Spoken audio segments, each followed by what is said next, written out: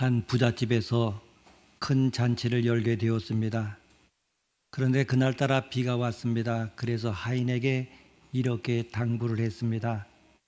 대문 옆에 지키고 있다가 사람들이 우산을 가지고 오거든 우산은 여기 문 옆에 두고 가십시오. 이렇게 말씀드리라고 명령을 내렸습니다. 그래서 문 옆에서 지키다가 사람들이 들어오게 되면 우산은 여기 문 옆에 두고 들어가시죠. 이렇게 말하곤 했습니다.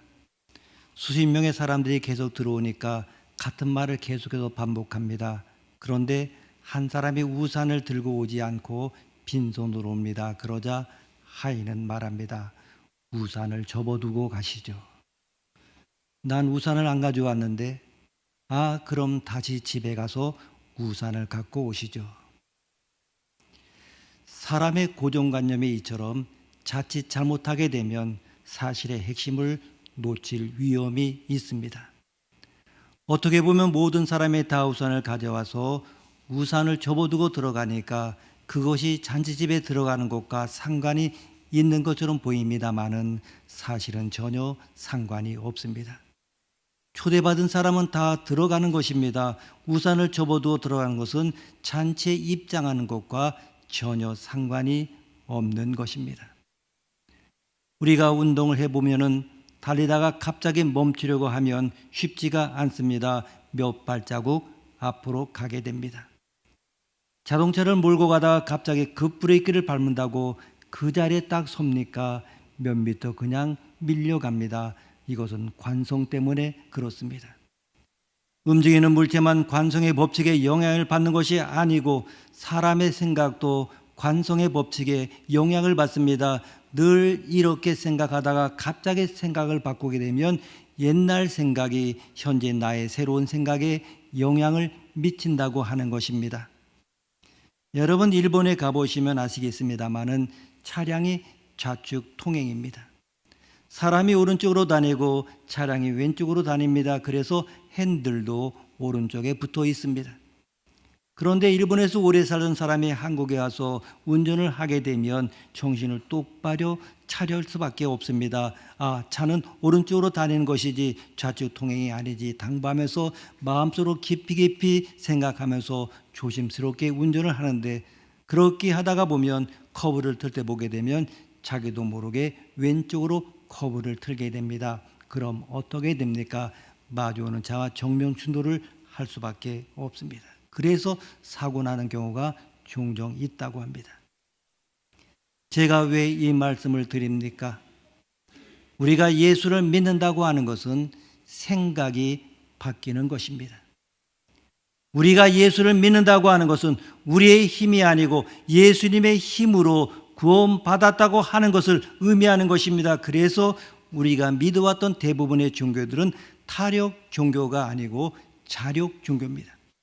내 힘으로 구원받는다는 것입니다. 불교도 그렇고 유교도 그렇고 내가 도를 닦아야 되고 내가 깨달아야 되고 내가 바르게 살아서 내 힘으로 구원을 얻는 것입니다. 자력으로 구원을 쟁취하는 것입니다. 그런데 기독교는 정반대입니다. 하나님이 다 하셨습니다.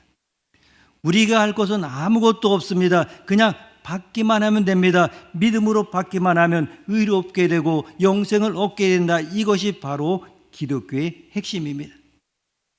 그런데 이것을 예수를 처음 믿을 경우에는 정신을 똑바로 차리기 때문에 다 예수님의 은혜로 구원받는 것이 이렇게 생각하고 주님만 의지하는데 이제 예수 믿고 1년, 2년, 3년, 5년 지나면서 옛 생각으로 되돌아가 버립니다. 그래서 성령으로 시작했다가 육체로 마칩니다. 예수의 십자가를 의지하고 시작했다가 나중에는 자기의 노력으로 자기 행위로 끝나버리고 마는 것입니다. 그래서 신앙생활 5년, 10년, 20년 하지만 분명한 구원의 확신을 갖지 못하고 왔다 갔다 하는 것입니다. 신앙의 진보가 없이 제자리 걸음으로 답보 상태에 있는 것입니다. 원인이 무엇입니까?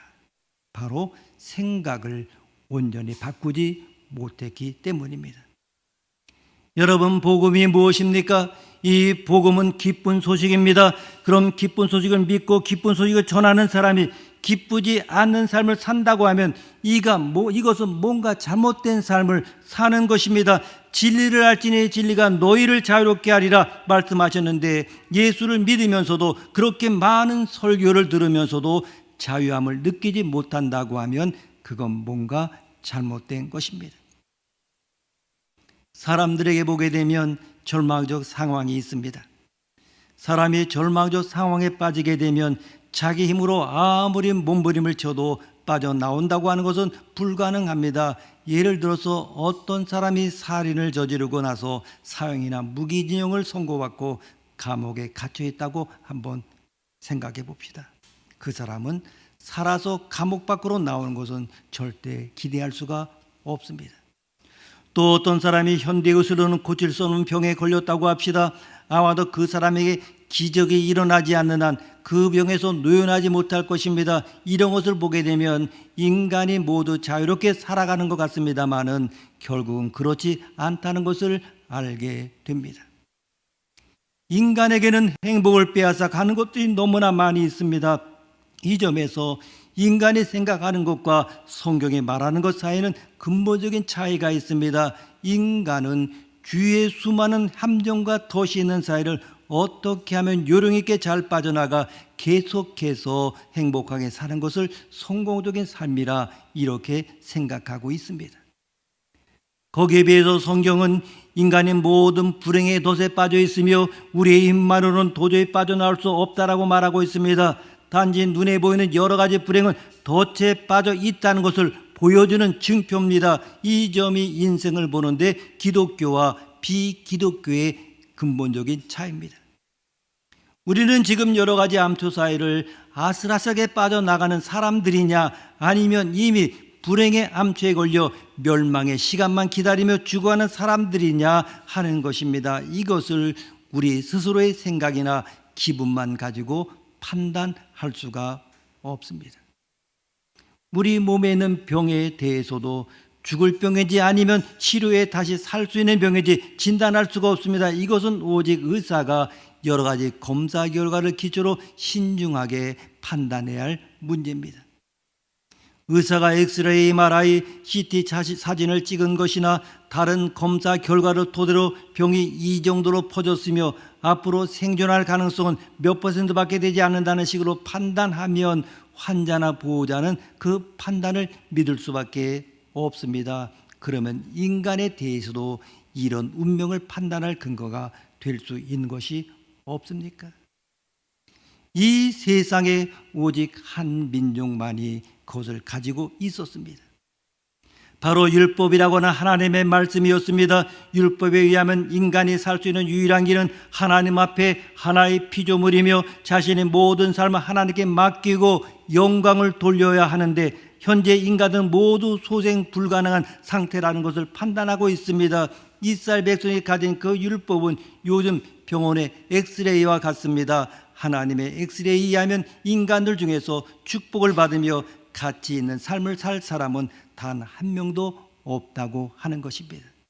그래서 인간의 상태는 모두 영원히 감옥에 갇혀 살다가 죽어야 할 무기수들과 결국 죽음에 이르는 병에 걸려서 죽을 시간만 기다리는 중환자 같습니다. 여기서 소생할 가능성은 바로 제로입니다. 사람들은 그 사실도 모르고 그저 이 세상에서 출세하고 돈을 많이 벌려고 쫓아다닙니다마는 모두 다 부질없는 것에 불과합니다. 모든 인간은 독일의 나치 수용소의 가스실에서 죽을 날만 기다리는 유대인들과 같은 그러한 처지입니다. 물론 그 수용소 안에도 보게 되면 봄이 오면 꽃이 피고 친구나 이성 간의 사랑도 있고 노래도 있고 웃음도 있고 옛날의 명성을 가지고 자랑할 수도 있겠습니다마는 결과는 하나씩 가스실에 끌려가서 한 줌의 재로 변하고 마는 것입니다. 우리는 이것을 제대로 인식하는 것이 아주 중요합니다. 인간의 상태는 하나님의 진단에 의하면 절대적으로 절망입니다. 로마서 3장 10절에서 12절 말씀 보게 되면 기록된 바 의인은 없나니 하나도 없으며 깨닫는 자도 없고 하나님을 찾는 자도 없고 다 치우쳐 함께 무익하게 되고 선을 행하는 자는 없나니 하나도 없도다. 아멘. 그러면 현재 무의미한 삶과 미래 멸망으로부터 살 수 있는 길이 무엇입니까? 하나님과의 막혀있는 관계가 다 뚫리는 것입니다. 지금 인간과 하나님의 적대 관계에 있는데 이것이 해소된다면 인간들은 이 세상에서 살 수 있는 길이 열리게 되는 것입니다. 놀라운 것은 나사렛 예수가 그 일을 하셨다는 것입니다. 예수님이 하신 것은 하나님과 인간의 원수된 관계를 해결하셔서 우리를 결박하고 있는 쇠 그물을 찢고 저주의 감옥에서 나오게 한 것입니다. 여러분이 처음 예수를 어떻게 믿게 되었습니까? 어떤 사람이 전도해서 하도 전도자가 졸라대니까 교회에 나왔습니다 하는 분도 분명히 계실 것입니다. 그냥 어릴 때부터 부모님 따라서 교회에 나온 사람도 있을 것입니다. 혹 장사하는데 보탬이 될까 봐 그런 사람도 있을 것입니다. 예쁜 여학생이 교회에 다니기 때문에 그 여학생 한번 사귀어 볼까 해서 교회에 나온 사람도 있을 것입니다. 또한 예수 믿는 여자와 결혼해 가지고 가정의 평화를 위해서 일주일에 한 번씩 와주는 사람도 있을 것입니다. 처음에는 다 이렇게 이 모양 저 모양으로 세속적인 동기를 가지고 출발합니다. 그러나 거기에 머물러 있어서는 안 되는 것입니다. 교회에 나오기 시작했다. 그래서 다 된 것이 아닙니다. 그 사람은 교인입니다마는 아직 크리스천이 아닙니다. 처치맨이지 크리스천이 아닙니다. 이제 여러분의 교회 다니기 때문에, 교회에 등록했기 때문에 구원 받았겠거니 이렇게 생각하면 그건 오해입니다. 물론 크리스천 처치 멤버입니다. 그러나 모두 처치 멤버가 다 그리스도인이 되는 것 아닙니다. 어떤 사람이 진정한 기독교인이냐? 예수를 만나야 합니다. 습관적으로 교회에 왔다 갔다 하다가 어느 날 설교 말씀이 내게 주신 하나님의 음성으로 들립니다. 내가 죄인이구나, 죄인임이 깨달아지게 되고, 그리고 예수님이 나를 위해서 십자가에 못 박혀 죽으셨다고 하는 그 사실이 믿어집니다. 그래서 내 죄를 회개하고 예수님을 나의 구주로 영접하고 고백하는 그 순간 비로소 그 사람은 그리스도인이 되는 것입니다. 이것을 바로 중생이라고 합니다. 어릴 때부터 쭉 신앙생활을 했던 사람은 그 중생의 경험이 드라마틱하지를 못합니다. 자연스럽게 그냥 스무스하게 나가기 때문에 언제 내가 중생했냐 잘 인식하지 못하는 경우가 있습니다. 그러나 나이가 들어서 예수를 믿게 된 사람은 그 중생하기 전과 중생한 이후로 뚜렷한 구분이 있습니다. 어쨌든 예수 그리스도를 나의 구주로 고백하고 영접한 경험이 있으면 그때부터 기독교인인 것입니다. 영적으로 새로운 생명이 출생한 것입니다. 이제 새 생명이 태어났다고 해서 모든 것이 다 해결이 된 것입니까? 아닙니다. 이제부터 자라나야 하는 것입니다. 예수 믿고 구원받았습니다. 그것이 다가 아닙니다. 이제 성화의 과정을 밟아가야 하는 것입니다. 그런데 이 처음 성화의 과정에서는 주님만을 의지합니다. 하나님 도와주시지 않으면 저는 주일날 나올 수가 없습니다. 워낙 유혹이 많기 때문입니다. 주님 주일날 꼭 빠지지 않고 교회에 나올 수 있도록 도와주십시오. 이렇게 기도합니다. 또한 기도도 잘할 줄 모릅니다. 주님 기도할 줄 모르는데 기도하는 법을 가르쳐 주십시오. 성경을 봐도 무슨 뜻인지 잘 알지 못합니다. 무슨 뜻인지 가르쳐 주십시오. 매사에 주님을 의지하며 신앙생활합니다. 이때는 자유함이 있고 기쁨이 있습니다. 기도하면 즉시 주님께서 응답해 주십니다. 신앙생활에 재미가 납니다. 이것을 첫 열심, 첫 사랑이라 이렇게 말합니다. 열심히 신앙생활합니다. 그리고 이제부터 성경을 더 많이 읽어야지, 기도도 더 많이 해야지, 내가 전도도 할 거야, 봉사도 할 거야, 이렇게 나름대로 어떤 규칙을 세워나가고 열심히 한번 잘 믿어보려고 합니다. 그때부터 문제가 생기기 시작합니다. 잘 믿어보려고 하는데 노력을 하면 할수록 더 잘 안 되는 것입니다. 참으로 이상합니다. 왜 그렇습니까? 불교식으로 열심을 내고 유교식으로 기독교를 믿기 때문에 그렇습니다. 어디까지나 기독교는 타력 종교입니다. 내 힘으로 하려고 하기 때문에 문제가 생깁니다. 이제 예수 믿고 난 뒤에 나는 아무런 노력도 할 필요가 없다. 예수님이 다 하셨으니까 나는 아무것도 안 해도 된다. 이건 분명 아닙니다. 예수 믿고 난 뒤에 거룩한 삶을 살기 위해서 나름대로 노력을 해야 합니다. 그러나 그 노력하는 주체가 누구냐? 내가 아닙니다.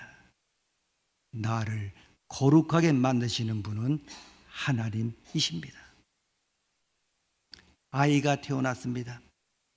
정말 이 아이를 건강하게 키우는 것은 누구의 힘입니까? 이 갓난 아이 책임입니까? 물론 자기도 엄마의 젖을 먹으면서 이렇게 막 발버둥 치면서 운동을 해야겠습니다마는, 그러나 기본적으로 그 아이를 건강하게 키우는 것은 부모의 일인 것입니다. 아이는 부모가 시키는 대로 부모가 주면 먹고 한 걸음 한 걸음 부모가 인도하는 대로 따라가면 되는 것입니다. 정말 이 어린 아기가 자기가 식단을 짜고 아기가 자기가 체육 프로그램을 짜고 그럴 필요가 있겠습니까? 그래봤자 뭐 하겠습니까? 오늘은 사탕 먹고 내일은 과자 먹고 제대로 식단이 짜지겠습니까? 이제 성화의 과정도 주님이 주도하신다는 것을 우리가 온전히 기억해야 합니다. 주님께 다 맡겨야 되는 것입니다. 그런데 나름대로 거룩한 삶을 살려고 노력하다가 성공했을 경우에 자랑하고 싶어진다고 하는 것입니다. 이것이 우리 인간의 마음이 아닙니까? 야, 내가 봐도 참으로 장하다. 내가 바뀌긴 바뀌었나 봐. 내가 예수 믿고 새롭게 변해서 거기서 끝나면 좋은데 이제 교만으로 바뀌게 됩니다. 야, 저 사람 나보다 먼저 예수를 믿었는데 주일도 빠지고 말이야, 전도도 하나도 못하고 말이야, 남 벌써 전도 3명이나 했는데, 이렇게 남과 비교하면서 점점 교만에 빠져 들어가게 됩니다. 그렇게 되면 얼마 가지 못해서 넘어지게 됩니다. 심각한 범죄를 하게 됩니다. 실패하게 됩니다. 그렇게 되면 쓰라린 지옥의 경험을 하게 됩니다. 견딜 수 없는 고통을 느낍니다. 차라리 예수 믿기 전에는 똑같은 죄를 지었어도 이렇게까지 고통스럽지가 않았습니다. 그러나 예수 믿고 난 다음에 참 거룩하고 깨끗하게 살고 싶은데 마음과는 달리 현실은 처참한 범죄의 연속입니다. 내가 왜 이럴까? 이래서는 안 되지. 더 열심히 믿어봐야지. 노력하면 노력할수록 안 되는 것입니다. 끈질기게 죄된 생각이 나를 따라오는 것입니다. 도저히 그 죄에서 벗어날 수가 없습니다. 그래서 사도 바울이 뭐라고 고백합니까? 오라 나는 공고한 사람이로다. 누가 사망의 몸에서 나를 건져내려 하는 이 탄식을 우리도 하게 되는 것입니다. 그 순간을 여러분 경험하시며 자신을 한번 살펴보십시오. 내가 지금 누구를 바라보고 있는가? 내가 지금 누구의 힘으로 바로 살려고 하고 있는가? 그때 나의 시선이 잘못되었음을 깨닫게 될 것입니다. 이제 우리가 이런 어려움을 겪을 때 기억해야 될 말씀이 있습니다. 오늘 본문 23절, 24절 말씀입니다. 23절, 24절 말씀 우리가 함께 읽겠습니다. 모든 사람이 죄를 범하였음에 하나님의 영광에 이르지 못하더니 그리스도 예수 안에는 속량으로 말미암아 하나님의 은혜로 값없이 의롭다 하심을 얻은 자 되었느니라. 아멘. 모든 사람이 죄를 범했습니다. 자기 자신의 거룩한 행위로 구원받은 사람은 한 사람도 없습니다. 이제 우리가 구원받은 것은 하나님의 은혜로, 이 하나님의 은혜가 어디에 나타났습니까? 바로 예수님의 십자가의 사랑으로 나타난 것입니다. 그리스도 예수 안에는 속량, 옛날 성경에는 구속이라 되어 있습니다. 그리스도 예수 안에는 구속, 속량, 이것이 바로 하나님의 의입니다. 그분이 바로 예수 그리스도이십니다. 우리 안에는 죄를 제거할 수 있는 방법은 무엇입니까? 그것이 바로 그리스도 예수 안에는 구속, 속량입니다. 이 구속, 속량이란 대신 그 죗값을 치러준 것이라는 그러한 의미입니다.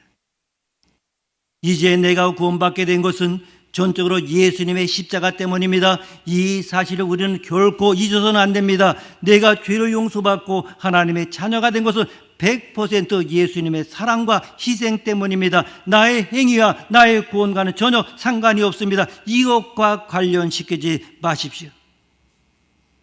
우산을 접어두는 것과 잔치집에 들어가는 것과는 전혀 상관이 없듯이 나의 행위와 구원과는 전혀 상관이 없는 것입니다. 구원은 100% 주님의 십자가의 공로로 하나님의 거크신 은혜로 구원받는 사실을 우리는 깊이 생각해야 됩니다. 이 사실을 바로 잡을 때 분명한 구원의 확신을 가질 수 있고 흔들리지 않는 신앙생활을 할 수가 있는 것입니다. 한 번은 월버 체프만이 대학생 때 무디가 인도하는 부흥에 참석을 했습니다. 그날의 주제는 구원이었습니다. 그런데 그 설교를 다 듣고 나도 본인은 구원의 확신이 없었습니다. 그래서 집회가 끝나기를 기다렸다가 개인적으로 무디를 만났습니다. 목사님, 전 아직도 분명한 구원의 확신이 없습니다. 절 좀 도와주십시오. 자네 예수를 믿는가? 네, 믿습니다. 그런데 뭐가 문제인가? 믿기는 믿는데 아직 분명한 구원의 확신이 없습니다. 그래? 그렇다면 요한복음 5장 24절을 한번 펴서 읽어보게. 내가 진실로 진실로 너에게 이르노니 내 말을 듣고 또 나 보내신 이를 믿는 자는 영생을 얻었고 심판에 이르지 않으니 사망에서 생명으로 옮겼느니라. 이 말씀을 믿는가? 예, 믿습니다. 자네 영생을 얻었는가? 글쎄요. 요한복음 5장 24절을 읽어봐. 또다시 읽었습니다. 이 말씀을 믿는가? 아, 글쎄, 아까 믿는다고 말씀드리지 않았습니까? 그럼 자네는 영생을 받았는가? 아, 글쎄, 지금 그걸 몰라서 지금 고민이 하는 거 아닙니까? 그때 무디가 소리칩니다. 자네가 뭔데 하나님을 무시하는 건가? 하나님이 믿는 자에게 영생이 있다고 있는 것이지. 그때서야 체프만은 정신이 번쩍 들었습니다. 그렇다면 제게 영생이 있다는 말씀입니까? 하나님이 있다면 있는 겁니다. 그 순간 구원의 확신을 얻게 됩니다. 체프만이 나중에 신학을 공부해서 목사가 되고 무디가 은퇴했을 때 그 무디가 있던 교회에 담임 목사가 되었던 것입니다. 여러분, 무엇이 중요한 것입니까? 정말 내 느낌입니까? 내 감정입니까? 거기에 구원의 확신을 두지 마십시오. 하나님의 말씀에 구원의 근거를 두어야 하는 것입니다. 예수님이 나의 죄 때문에 십자가에 못 박혀 죽으셨다고 믿습니까? 이 사실을 믿는 사람에게는 하나님께서 영생을 주시겠다고 약속하셨습니다. 그러므로 나는 이미 구원을 받았습니다. 더 이상 이 문제 때문에 고민하지 마십시오. 내 구원의 문제는 예수님이 다 이루셨습니다. 내가 보태야 할 부분은 남아있지 않습니다. 내 선행으로 내가 구원을 보충해야만이 구원받는 것이 아닙니다. 여러분, 십자가로 충분합니다. 그렇다면 이제 남은 문제는 무엇입니까? 하나님이 주신 그 뜨거운 사랑으로 내가 구원받아서 내가 하나님의 자녀가 되었다면 이제 남은 것은 이 하나님을 기쁘시게 해드리는 것입니다. 어떻게 하는 것이 하나님을 기쁘시게 해드리는 것입니까? 하나님의 말씀을 준행함으로 하나님을 기쁘시게 해드리는 것입니다. 율법이 무엇입니까? 바로 하나님의 말씀이 율법입니다. 나를 향한 하나님의 뜻, 그것이 바로 율법인 것입니다. 구원받기 위해서 율법을 행할 때 그 율법은 나를 정죄에 빠뜨리고 나를 낙심시킵니다마는 구원받은 자가 율법을 지킬 때 그 율법은 나를 정죄하는 것이 아니고 주님과 나와의 관계를 더욱더 확고하게 만들어주는 것입니다. 여러분 부모가 자녀에게 이렇게 명령 내립니다. 야, 10시까지 귀가해라. 텔레비전 하루에 몇 시간 이상 못 본다. 스마트폰 얼마 동안 해라. 이것저것 금지된 상황이 많이 있습니다. 왜 그렇습니까? 그 아이를 위한 겁니다. 그러나 아이는 뭐라고 생각합니까? 내가 고아였으면 좋겠다. 이것도 하지 말라고 그러고 저것도 먹지 말라고 그러고 부모님 안 계셨으면 좋겠다. 이렇게 말하는 애들이 종종 있습니다. 그것은 분명 철없는 소리가 아닙니까? 철들고 생각해 보니까 그게 다 나의 유익을 위해서입니다. 여러분, 부모를 공경하면 누가 복됩니까?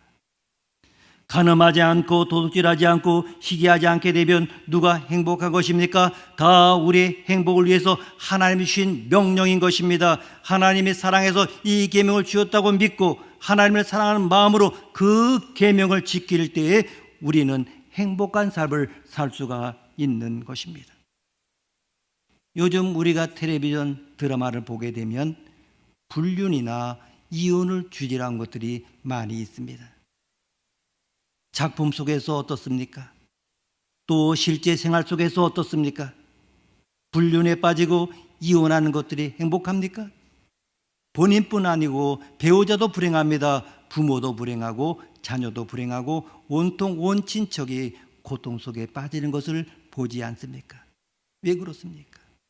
하나님의 계명을 지키지 않았기 때문입니다. 하나님의 계명을 지키는 것이 우리가 가장 행복하게 사는 방법인 것입니다. 이제 우리가 하나님의 계명을 지켜나갈 때 혹 실수할 때가 있습니다. 그러나 하나님께서 그것 때문에 우리를 버리지 않습니다. 유명한 말이 있지 않습니까? 하나님의 사랑은 대상을 찾는 사랑이 아니고 대상을 창조하는 사랑이다. 무엇을 의미합니까? 우리가 사랑을 받을 만한가? 받을 만하지 않은가? 하나님이 찾아서 사랑받을 만한 사람만 사랑하시는 그런 사랑이 아닙니다. 대상을 창조하는 사랑인 것입니다. 사랑받을 만한 자로 하나님이 만들어 가시는 것입니다. 이제 우리를 향해서 하나님의 기대를 갖고 우리를 그런 사람으로 만들어 나가도록 하나님이 역사하고 계시는 것입니다. 하나님은 차가운 재판관의 눈으로 우리를 보시는 분이 아니고 따스한 어버이의 사랑의 눈길로 우리를 바라보고 계시다는 사실을 우리는 기억해야 할 것입니다. 큰 소리로 우는 아이가 있습니다. 옆집 아줌마는 시끄러워 못 살겠다고 쟤는 울보인가 보다 이렇게 말합니다. 그러나 어머니는 뭐라고 말합니까? 야, 우리 아이가 목소리가 그거 시원한 걸 보니까 나중에 조수미처럼 유명한 성악가가 되려나 보다 이렇게 말할 것입니다. 맨날 야구한다고 유리창 깨면 옆집 아저씨는 에이 저런 말썽꾸러기 개구장이 저 때문에 힘들어 못 살겠다 이렇게 말할지 모르겠습니다마는 아버지는 뭐라고 말하겠습니까? 야, 저놈 야구에 소질이 있으니까 나중에 박찬호 같이 유명한 야구 선수가 되려나 보다 이렇게 보는 것입니다. 우리가 실수하고 실족했다고 그래서 하나님은 실망하여 우리를 버리지 않습니다. 여러분, 믿음의 조상 아브라함을 보십시오. 이 아브라함 얼마나 실패했습니까? 아내를 누이라 속이고 조금 힘들다고 애굽으로 피신가고 참지 못해서 하갈을 통해서 이스마엘을 얻고 그랬습니다마는 하나님은 아브라함을 끝까지 버리지 아니하시고 훈련시켜서 마침내 100세에 난 아들 이삭을 바칠 수 있는 믿음의 사람으로 만들어 주신 것입니다. 그것이 어디 아브라함의 노력의 결과입니까? 하나님의 역사의 결과. 아브라함의 그 아름다운 믿음은 하나님의 작품인 것입니다. 여러분의 믿음과 여러분의 그 아름다운 삶은 바로 하나님의 작품인 것입니다. 이제 우리는 이 하나님의 사랑의 손에 붙잡힌 존재인 것입니다. 하나님이 인도하는 대로 따라가면 되는 것입니다. 걱정하고 염려할 필요가 없습니다. 로마서 5장 11절은 말씀합니다. 그뿐 아니라 이제 우리로 화목하게 하신 우리 주 예수 그리스도로 말미암아 하나님 안에서 또한 즐거워하느니라. 아멘. 하나님이 이루실 줄 믿고 하나님께 내 능력을 맡겨드리고 주님이 주신 그 모든 것이 사랑임을, 최선임을 고백하면서 오직 하나님께 영광 돌리는 삶을 살면 되는 것입니다. 다 하나님이 하셨습니다. 그러므로 나의 자랑, 나의 영광이 설 자리는 없습니다. 나의 삶을 통해서 오직 주님께만 영광 돌리고 주 안에서 참된 자유와 기쁨과 감사로 충만한 삶을 사시는 우리 모두가 될 수 있기를 원합니다. 기도하시겠습니다. 하나님, 우리에게 값없이 구원을 주시고 하나님의 은혜로 이 구원을 주신 것으로 인하여 감사를 드립니다. 나의 노력으로 얻은 것이 아니기 때문에 자랑할 것도 없고 말할 것도 없습니다. 하나님의 사랑의 손에 붙잡힌 자로 믿음에 굳게 서 흔들리지 말고 율법의 행위가 아니라 믿음으로 인도하는 대로 나아가게 하옵소서. 존귀하신 예수님의 이름으로 기도드립니다. 아멘.